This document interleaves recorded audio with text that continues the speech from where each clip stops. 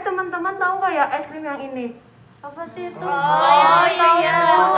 Es kan? Iya, apa sih yang terlintas pertama kali waktu kalian dengar es krim es ini? Ya, Es krim yang murah, terus banyak variannya kan. Iya. Rasanya juga unik-unik. Iya. Nah, di balik murahnya es krim es ini ternyata mereka tuh PT AFI sedang ada konflik dengan para buruhnya. Konflik apa sih? Mereka para buruh itu menuntut hak upah mereka. Mereka melakukan aksi mogok kerja. Coba deh browsing. Ya udah berarti dulu. Ini loh. Oh, yang ini bukan sih? Nah, iya itu. Oh, iya. Nah, menurut teman-teman gimana sih hubungan karyawan dan para buruh dari kasus PT AFI tersebut? menurutku sih tidak baik ya. Dia itu adanya ketidakterbukaan antara manajer dan karyawannya. Kalau menurut aku sih adanya miscommunication antara karyawan sama manajernya sih. Kalau menurutku sih mungkin karena antara manajer dan karyawan yang kurang memahami satu sama lain. Kalau menurutku sih kurang sharing antara karyawan dan manajernya. Nah, dari pendapat teman-teman tuh bisa diambil kesimpulan terjadinya konflik di dalam perusahaan PT AFI tersebut itu dikarenakan adanya kurangnya komunikasi dari pihak manajer dan pihak karyawan. Nah, menurut teman-teman nih, faktor apa saja sih yang bisa menyebabkan terjadinya konflik di dalam lingkungan perusahaan itu? Dari kasus tersebut, menurut saya minimnya pengetahuan tentang kesehatan, keselamatan kerja, dan tindakan kesewenang-wenangan antar manajer ke karyawan.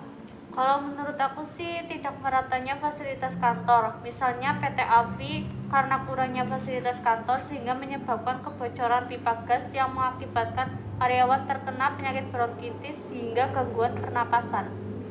Kalau menurutku sih karena perusahaan itu kurang menaati peraturan perundang-undangan tentang ketenagakerjaan sehingga beberapa karyawan yang protes tentang hak mereka. Kalau menurutku sih kurang terbukanya sistem manajemen antara karyawan dan manajer.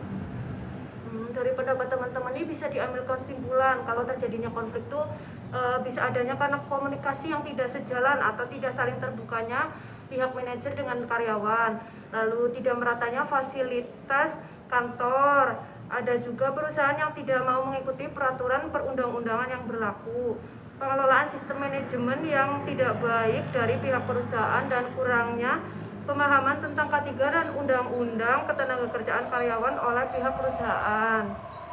Nah, menurut teman-teman nih, bagaimana sih sebaiknya manajer dalam menangani konflik permasalahan yang terjadi, atau metode apa sih yang bisa dipakai untuk menyelesaikan konflik? Kalau menurut aku ya, metode yang dipakai itu sebaiknya metode stimulasi konflik atau mengundang pihak luar untuk membantu menyelesaikan konflik antara pihak karyawan dengan PT AFI tersebut, seperti mediator gitu loh. Kalau menurut aku sih menggunakan accommodating ya, dilakukan dengan cara mengumpulkan berbagai pihak yang sedang konflik, terus melakukan musyawarah biar terjadi perjanjian gitu. Kalau menurutku sih mungkin lebih dengan memperhatikan pengelolaan manajemen dan juga memperbaiki pengawasan dan komunikasi antara manajer dan juga karyawan. Kalau menurutku sih mungkin dengan metode kompromi kepada kedua pihak antara karyawan dan manajernya.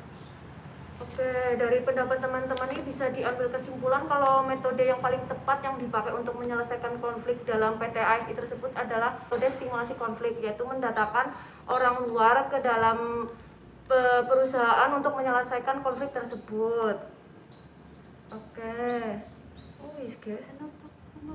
Terus apa? Penutupnya apa? Oh iya. Oke, terima kasih teman-teman untuk diskusi kali ini.